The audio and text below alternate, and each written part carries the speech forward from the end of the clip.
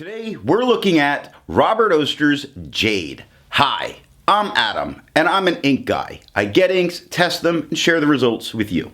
Now, Robert Oster's Jade is a green ink.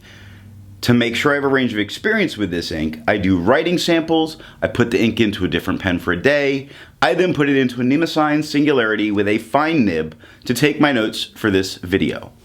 Let's take a look at the sciencey bits. Up first is the chromatography, and I agree with Vita that I've learned a lot by doing multiple chromatographies. Now across the bottom, where we see kind of a line that has a little bit of hold on with it, we see this kind of very light salmon-y color move up, a neon green, and then like a neon blue. It's really quite nice, and I think it's what's going to offer some depth of color to this ink. The one on the right I let dry for 10 minutes before I put it into water. And it mostly looks exactly the same. The line across the bottom looks a little bit darker, and that's about it. It makes me feel that this doesn't have all the resistance in the world. Now, resistance tests are done to see how this ink can be expected to perform on the page, and more importantly, how hard it is to clean out of your pens. I let that smear dry for 3 days before I test it. Looking at the highlighter, it handles it very well. That extra fine does become more of a fine in its writing, but all of the writing is perfectly readable, making it good for a note-taking situation. Water reactivates and lifts some of the darkest parts of the ink, but leaves a bunch of that lighter green behind, although we do start to see some of the dots of the rhodia coming through. Pen flush does everything that water does and a bit more. It starts getting quite a bit lighter, and we start to see the beginnings of the white of the paper wanting to come through. It makes me feel like pen flush, given more than 30 seconds, which is all that it had, would get this out of your pen without a problem. But Robert Oster is not known for permanence in their inks. Bleach, as would be expected, completely obliterates the ink, takes it off the page. You should not need bleach to get this out of your pen. Now, for the inks I've tested, I've found an average viscosity of 2.5, with the realm of normal being from 2.1 to 2.9. Robert Oster's Jade has a viscosity of 2.62, making it normal. To find my average dry times, I use the writing samples done on Clairefontaine, Tomoe River, and rhodia paper with the extra fine and medium nib. I average those. For the inks I've tested, I've found an average dry time of 17 seconds, with the realm of normal being from 13 to 21 seconds. Robert Oster's Jade has an average dry time of 17 seconds, making it not just normal, but average. Now, let's look at the writing samples. I picked this ink up in sample form, and to keep my writing samples consistent, I use a Jinhao 159 with a Goulet 1.1 stub, a Jinhao X450 with a Goulet medium, and a Jinhao X750 with a Goulet extra fine. Let's take a look at Clairefontaine.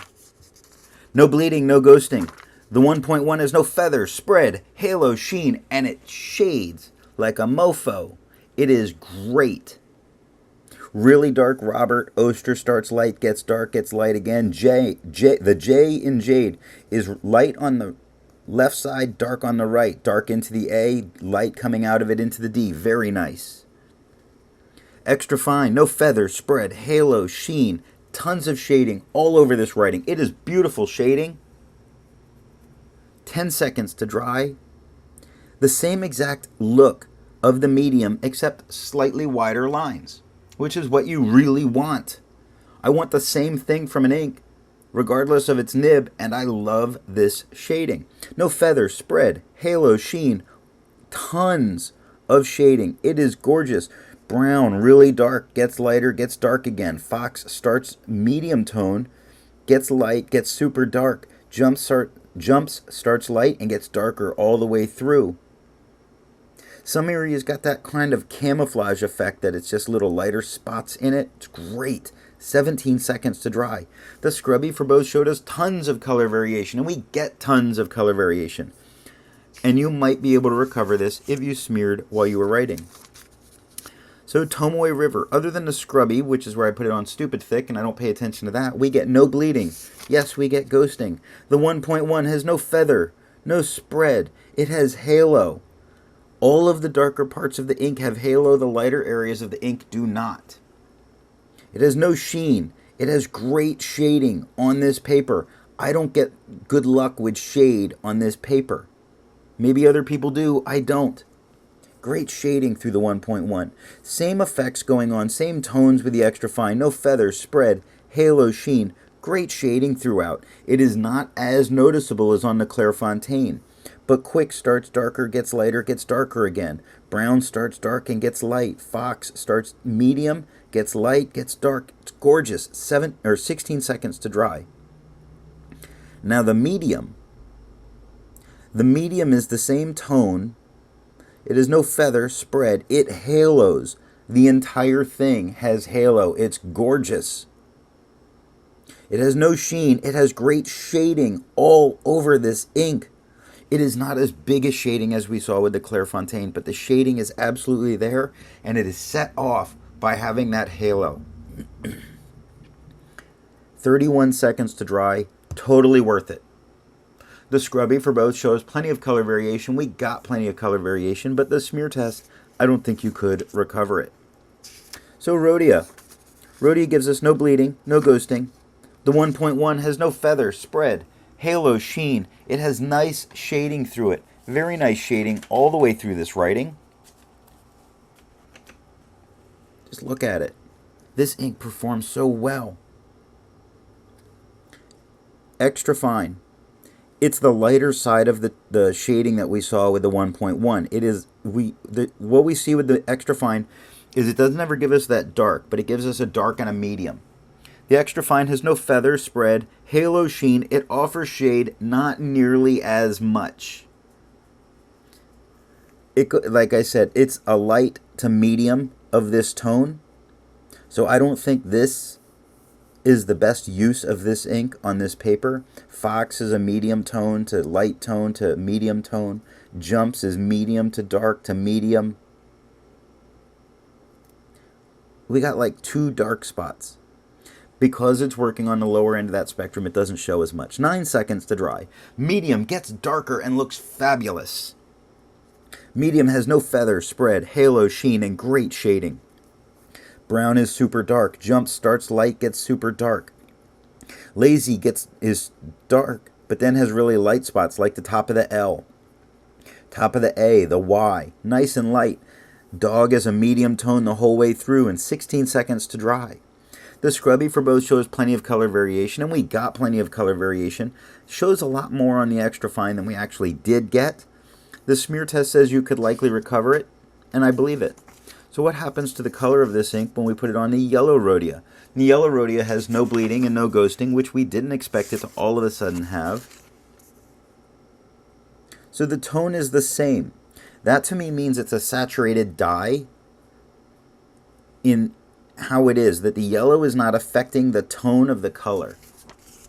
The 1.1 is no feather, no spread, no halo, no sheen. It offers shade, not as much shade as we saw before, and that's because the yellow is sort of blending those tones together better, so the shade doesn't pop out as much, but it's definitely there. Robert is a darker word than the beginning of Oster, and Oster gets dark again. Jade shows light to dark to light to dark. It's very nice. Medium, extra fine looks better here than it did on the white Rhodia paper. The extra fine has no feather, spread, halo, sheen. It does have some shading. The color looks better. The shading looks about the same. Light tones to medium tones. It shows really nice in the number 9 where it's light. It's dark in the middle. It's light at the very top. And the middle joined with the part on this part on the 9 to make that dark. So it's pretty nice. Jumps, the P is darker than the rest of jumps. The R is darker than the rest of over. The Q and the K is darker than the rest of quick. But when I'm saying darker on the extra fine, I'm talking about that medium tone. It's too light for me with the extra fine. I don't care for it. The medium, on the other hand, gets much darker. No feather, spread, halo, sheen. doesn't really have shading. That yellow ate up the shading here, and sometimes that's what happens with toned papers. It took 14 seconds to dry. The extra fine showed us some color variation. It showed us a lot more color variation than we actually had. There was a little bit though. The medium shows some color variation when you look far left to far right, but I got none in the writing sample. And the smear test, you could likely recover this. So TWSBI notebook paper, we got no bleeding. We did get some ghosting. I think you could use the back of the page. I do. The 1.1 has no feather spread, halo sheen. It does offer some nice shading. Robert's a darker word than Jade. So we do get shading. It's more in word to word than it is within the word. Extra fine, no feather spread, halo sheen, and no shade on this paper. Not with that nib and this ink. This paper does not, it's not, I don't know it for bringing out the shading in inks. Although sometimes they're there and it's great. 8 seconds to dry. Medium, same tone as the extra fine. I don't care for it. Not here. Medium, no feather spread, halo sheen, and no shading in this writing. I know the J looks a little lighter. That's where my thumb goes while I'm writing. 12 seconds to dry. The scrubby for both show us no color variation. We didn't get any. In the smear test, you could probably recover it. So Leuchtturm, 1917 paper. No bleeding, no ghosting. The 1.1, no feather spread, halo sheen, and no shade. In the same tone of green with the extra fine, no feather, spread, halo sheen or shade, and 8 seconds to dry.